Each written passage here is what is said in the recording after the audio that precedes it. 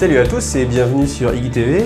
On est parti pour une série de vidéos concernant Warhammer 40 000 la V8 où je vais essayer de vous présenter à chaque fois les différentes phases. Donc on va commencer avec une phase de mouvement, puis on va continuer comme ça avec à chaque fois une vidéo.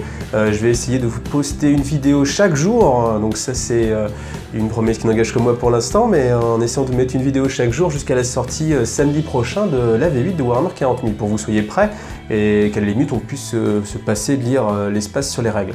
Donc cette vidéo elle va essayer d'être à la fois à destination des joueurs qui n'ont jamais joué à Warhammer 40 000 pour découvrir vraiment comment on joue, et aussi pour ceux qui ont déjà l'habitude de la V7 ou de versions antérieures, et essayer de mettre l'accent sur ce qui va changer un petit peu. Donc je vais essayer d'être le plus exhaustif possible avec mes compétences bien évidemment, hein. Moi c'est pareil, je l'ai lu il y a peu de temps, donc je vais essayer de faire de mon mieux et puis on verra. Donc avec surtout des mises en situation, ça je pense que ça va être sympa pour justement se rendre compte de tout ce qui change dans cette nouvelle version. On y va avec la phase de mouvement. Donc la phase de mouvement, c'est une phase très importante dans Warhammer 40 000 parce que c'est ce qui va vous permettre en fait d'interagir avec le jeu directement, de bouger en fait vos figurines, de les mettre dans un emplacement qui va améliorer leur capacité. C'est-à-dire que si vous avez une unité de tir, vous allez pouvoir avoir de meilleures lignes de vue. Si vous avez une unité qui veut charger, ça va justement la rapprocher en fait de sa cible. Donc ce qui change dans cette V8 par rapport à ce que vous avez pu connaître dans la V7 ou d'autres versions, c'est que les unités peuvent bouger. Donc là j'ai essayé de vous prendre un petit éventail assez large. Donc ça c'est une des unités les plus lentes du jeu, parce qu'il ne peut bouger que de 3 pouces, vous voyez. Donc je le prends et je le déplace. Ce qu'il faut respecter, c'est qu'aucune partie du socle ne doit aller plus loin que la distance. C'est-à-dire que j'ai pas le droit, en fait, par exemple, lui fait 4 pouces, de le prendre et le mesurer comme ça derrière. Vous voyez, il faut bien que le maximum soit devant, comme ça. Donc ensuite, une unité qui a bougé à 5 pouces, donc je la mets un pouce plus loin. Le standard avant, c'était 6 pouces, donc c'est ce qu'on va retrouver sur un humain classique. Donc là, un Sion, le Sion, lui, va bouger à 6 pouces. Voilà. Les Eldar, c'est plus rapide, ça va aller jusqu'à 7. Et enfin, le Metabrutus, lui, il peut bouger jusqu'à 8 pouces. Donc 8 pouces, vous voyez, ça commence à être plus sympa, parce que c'est vrai que les Dreadnought avant, ils étaient tous limités aussi à 6. Et là, on a vraiment une phase un peu plus rapide, un peu plus dynamique. Alors ensuite on va avoir des unités qui ont un mouvement un peu particulier parce que ce mouvement dépend en fait de leur situation. C'est-à-dire que le Land Raider, quand il est à son plein potentiel, tous ses points de vie, il peut bouger de 10 pouces. Par contre, dès qu'il va être un petit peu amoindri, c'est-à-dire par exemple quand il a plus que entre 5 et 8 points de coque, il peut bouger qu'à 5. Donc c'est-à-dire que c'est beaucoup moins, vous voyez, 5, voilà. Et ensuite, quand il est vraiment proche de la mort et qu'il lui reste entre 1 et 4 points de vie, il peut se déplacer qu'à 3 pouces. Ce qui me permet de vous montrer une petite particularité, c'est-à-dire que quand vous voulez déplacer une grosse figurine comme ça, qui est assez rectangulaire, si par exemple je mesure à 3, je pivote et je viens comme ça, il faut faire attention qu'aucune des parties du véhicule n'ait parcouru plus de 3 pouces. Et quand on fait un pivot, vous voyez, une partie qui est très loin, par exemple, peut se déplacer de beaucoup plus. C'est-à-dire que par exemple, si je suis ici et je me dis tiens, je vais avancer 3 pouces en tournant, 3 pouces c'est ici. Hein. Vous voyez, là on est ici, et si je fais ce mouvement-là, peut-être parce que j'ai envie d'avoir une meilleure ligne de vue avec mes canons laser, cette partie-là, ici, a parcouru beaucoup plus que 3 pouces. Et ça, c'est interdit. Donc ce qu'il faut, c'est essayer de faire vraiment attention quand vous déplacez votre véhicule, ou des grosses figurines, hein, parce que ça va être vrai aussi dans le cas d'une grosse figurine, de jamais déplacer leur mouvement maximum en fait. Ensuite, autre cas de figure, c'est des figurines qui ont des capacités spéciales comme le vol. C'est-à-dire que sur leur fiche, vous allez trouver la capacité volant. Ça leur permet en fait d'ignorer le terrain sur lequel ils vont se déplacer. Là par exemple, ce rôdeur il peut se déplacer à 12 pouces. Donc si j'ai envie d'aller derrière le Land Raider, je suis obligé de le contourner. Vous voyez, je ne peux pas directement passer par-dessus, je suis obligé de le contourner et en restant toujours à au moins 1 pouce de distance du Land Raider. Ce qui fait que du coup, quand je me retrouve ici, il faut que je déconne un petit peu, ensuite j'avance un petit peu, et voilà, j'arrive que ici. Alors que les figurines qui ont la capacité vol peuvent directement en fait se déplacer en ignorant complètement toutes les figurines et tous les types de terrain. Donc comme lui va bouger à 14 pouces, hop, directement, je peux l'emmener directement derrière. Pareil avec le Piranha qui lui va bouger jusqu'à 16 pouces. 16 pouces, ça me permet d'ignorer tout ce qu'il y a et de venir ici. Alors dans les petits changements, il n'y a plus d'attaque de char. Ça c'est fini parce que la catégorie véhicule a complètement disparu. Maintenant chaque figurine, que ce soit ce qui était avant un véhicule ou alors une figurine, un personnage ou une créature monstrueuse, ça a disparu. Ça va être à chaque fois une figurine avec une capacité de mouvement, une valeur de points de vie, une sauvegarde et ainsi de suite. Donc ça c'est un des changements aussi majeurs. Mais c'est plus simple aussi pour ceux qui débutent parce qu'il n'y a pas différents corpus de règles. On est vraiment dans la même façon de jouer. Alors, autre grand changement aussi sur les avions. Les avions, avant, ils pouvaient que pivoter de 90 degrés avant de pouvoir faire leur mouvement. Tandis que là, maintenant, cette restriction a disparu. C'est-à-dire que si je suis orienté comme ça, je peux tout à fait faire un 360, passer de l'autre côté et continuer mon mouvement.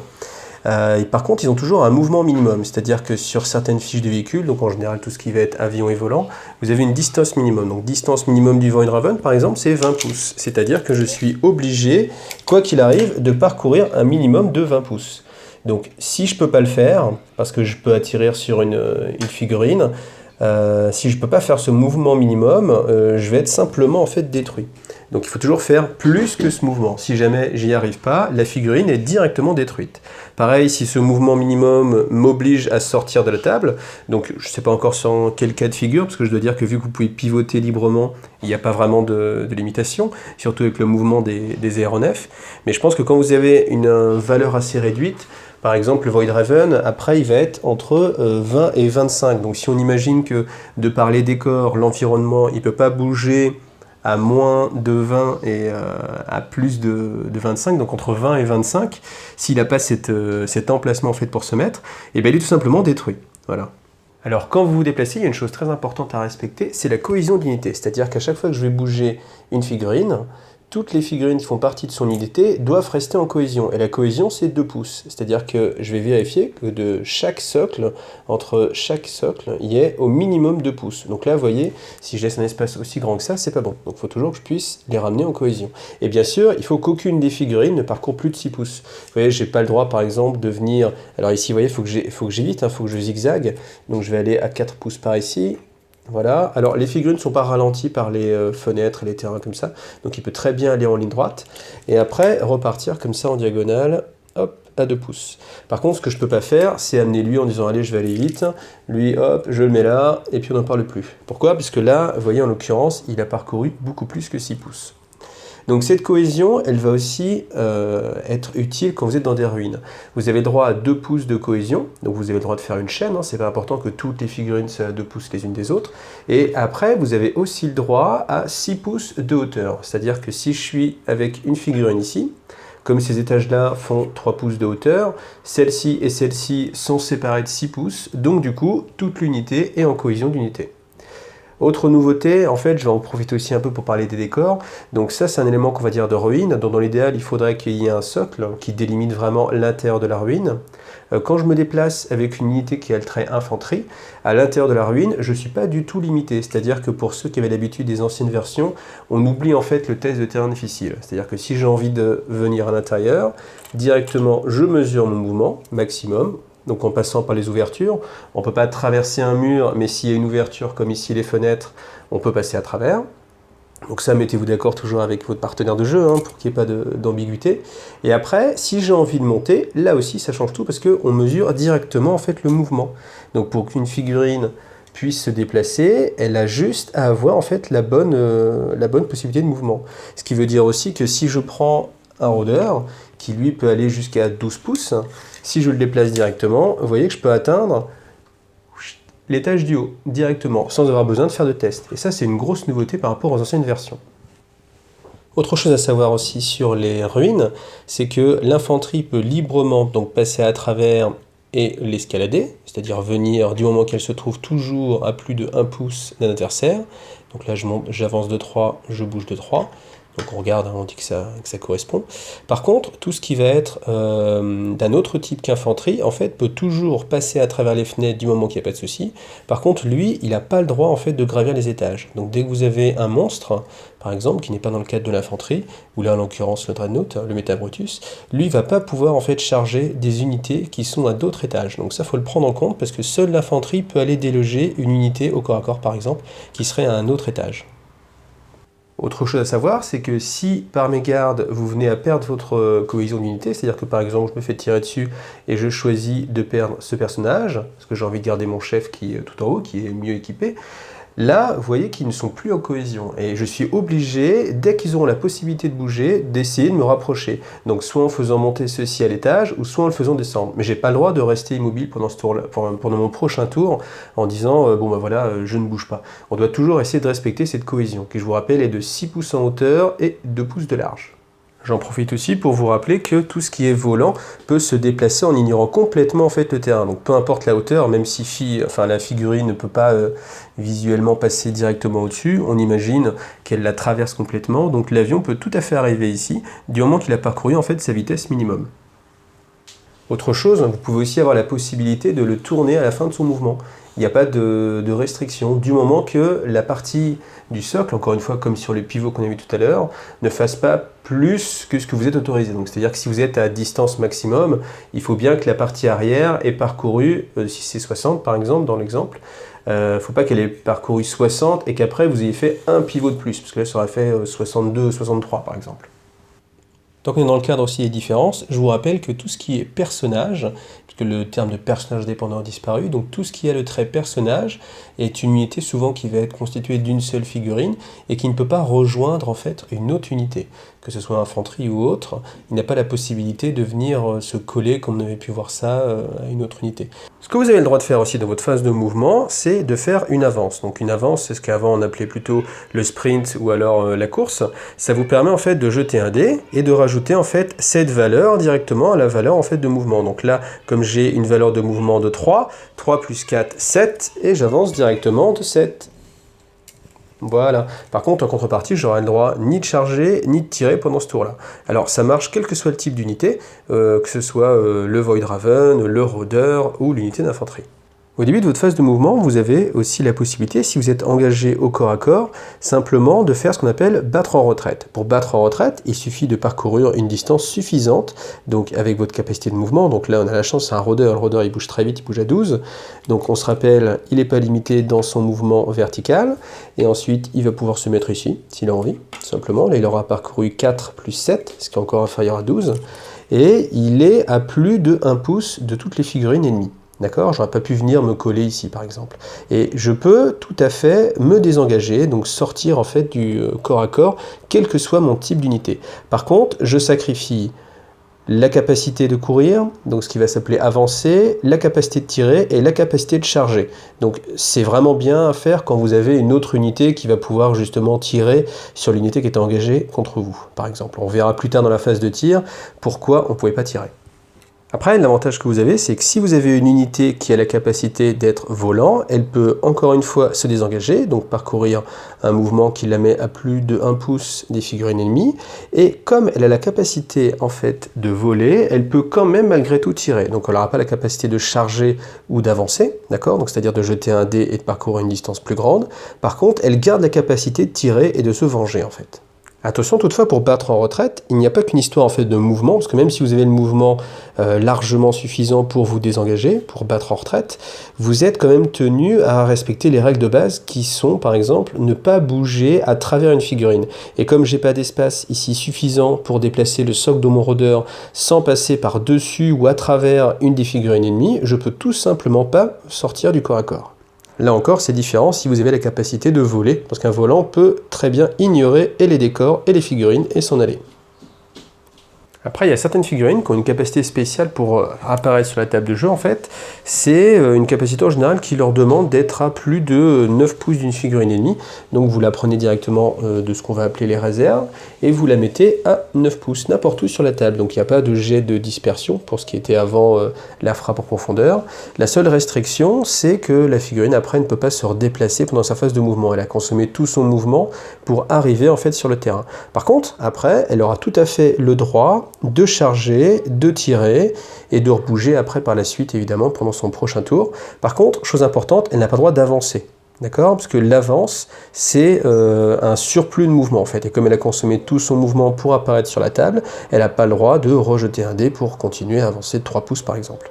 Maintenant, on va avoir un chapitre assez important, c'est tout ce qui concerne en fait les véhicules de transport. Donc il y a plusieurs unités qui ont la capacité de transport, ce qui leur permet d'intégrer en fait, de transporter d'autres figurines. Alors ça peut être plusieurs unités, on n'est pas obligé d'avoir qu'une seule unité dans son transport. Il faut pourtant respecter la règle de la taille de l'unité, qui ne doit pas dépasser la capacité du véhicule. Alors, pour qu'une unité puisse s'embarquer dans un transport, il faut simplement qu'au terme de son mouvement, donc là, si je me déplace à 6 pouces, par exemple, avec cette unité de Sion, hop, il faut que toutes les figurines soient dans un rayon de 3 pouces du véhicule. Si j'ai cette figurine-là, par exemple, qui était trop loin, parce que, par exemple, une unité était en ligne, s'il y a une distance plus grande que 3 pouces, peu importe, il n'y a pas de point d'accès, hein, le véhicule peut être dans n'importe quel sens. Si cette figurine est trop loin des 3 pouces, l'unité entière ne peut pas embarquer dans le véhicule. Bien sûr, c'est à l'unité de bouger dans le véhicule et pas l'inverse, c'est-à-dire que le transport ne peut pas arriver juste à côté et parce que toutes les figurines sont en 3 pouces, les embarquer. C'est vraiment à l'unité d'arriver et d'être à 3 pouces de son transport pour pouvoir monter dedans. Une fois que je suis embarqué dans mon véhicule, ce qu'on peut noter, c'est que si le véhicule lui-même, le transport, je dis beaucoup véhicule, mais on va plutôt utiliser le terme transport, si le transport n'a pas encore bougé, il peut tout à fait aller où il veut. En ce qui concerne le débarquement, par contre, il y a une restriction, c'est que le transport ne doit pas encore avoir bougé. Donc quand vous débarquez, vous mettez toutes vos figurines à 3 pouces du véhicule. Donc n'importe où, du moment qu'elles restent elles-mêmes en cohésion, mais vous voyez, vous pouvez très bien vous mettre devant, il n'y a pas de point d'accès, hein. C'est comme si le véhicule était découvert pour ceux qui avaient l'habitude des anciennes versions. Et après, cette unité qui vient de débarquer, donc de 3 pouces, a le droit de faire son mouvement classique, de tirer, de charger, et il n'y a aucune restriction. Elle peut même avancer si elle a envie, et c'est vraiment très puissant par rapport à ce qu'on avait d'habitude, parce qu'à partir du moment où l'unité est là, déjà vous avez vos 3 pouces en plus votre mouvement classique, plus les dés pour la charge, ce qui veut dire qu'on peut tout à fait repartir sur des stratégies où on transporte en fait des unités de corps à corps. Alors attention au débarquement, parce que je vous rappelle que pour débarquer, il faut que votre figurine puisse être entièrement dans les 3 pouces. Donc c'est-à-dire que je ne mets pas un bout du socle à 3 pouces, il faut que tout le socle soit dans les 3 pouces. Donc si vous n'avez pas la possibilité en fait de sortir votre figurine, elle peut tout simplement pas débarquer. Et ça, il faut y faire très attention, parce que si l'unité qui vous entoure réussit à détruire en fait le transport, les unités qui sont à l'intérieur doivent débarquer avant qu'on enlève en fait le transport. C'est-à-dire qu'on ne peut pas enlever le transport et puis les mettre en dessous. Simplement, vous devez respecter la règle classique, ça c'est bien précisé. Donc ce qui veut dire que si votre unité qui transporte est complètement entourée, qu'elle se fait détruire, l'unité qui était à l'intérieur, elle-même ne pouvant pas sortir, est aussi détruite directement. Donc on peut refaire ce qu'il y avait à un moment donné, à savoir entourer des véhicules, empêcher les personnes de sortir. Donc là par contre, il faut vraiment bloquer l'ensemble du véhicule, hein, parce que si par derrière il y a un espace suffisant pour placer les figurines à plus de 1 pouce de tout adversaire, et dans les 3 pouces de la coque, de la coque ou du socle de l'unité qui transporte, eh bien l'unité peut quand même s'échapper. Mais attention, ça va être un gros changement. Attention aussi, hein, quand vous allez déployer votre unité qui peut transporter, il faut absolument, au moment du déploiement, dire à votre partenaire de jeu si elle va contenir ou pas des unités. Vous ne pouvez pas attendre et par la suite, au moment de déployer les autres unités, dire tiens, elles vont aller en fait dans le transport. C'est vraiment au moment où vous posez votre transport sur la table de jeu que vous devez clairement lui dire il y a telle unité dedans avec tel personnage et ainsi de suite. Attention, rappelez-vous que tout ce qui est dans le transport n'est pas là sur la table de jeu, ce qui veut dire que si vous avez une capacité d'aura avec un de vos personnages, il ne va pas pouvoir l'utiliser. Si vous avez un pouvoir psychique, vous n'allez pas pouvoir le lancer non plus. Et si vous avez des armes et que vous avez envie de tirer, vous n'allez pas non plus pouvoir tirer dessus. À moins, bien sûr, que la fiche du transport le précise explicitement. Quand un transport est détruit, vous allez devoir jeter autant de dés qu'il y a de figurines transportées à l'intérieur, et pour chaque 1 que vous allez réaliser, vous allez devoir en fait retirer directement une figurine, même si c'est une figurine qui a plusieurs points de vie. Et ça, vous devez le faire, bien sûr, avant de débarquer votre unité, ce qui peut, dans certains cas, vous faciliter le débarquement. A noter que quand vous débarquez, ce mouvement de 3 pouces est considéré comme un mouvement. Donc même si vous ne bougez pas par la suite, vous êtes quand même considéré comme ayant bougé pour les armes lourdes, par exemple. Voilà qui clôture cette première vidéo sur la phase de mouvement de Warhammer 40 000 V8. Donc j'espère que vous avez pu apprendre des choses ou éclaircir certains points. On se retrouve demain pour une autre vidéo et à bientôt.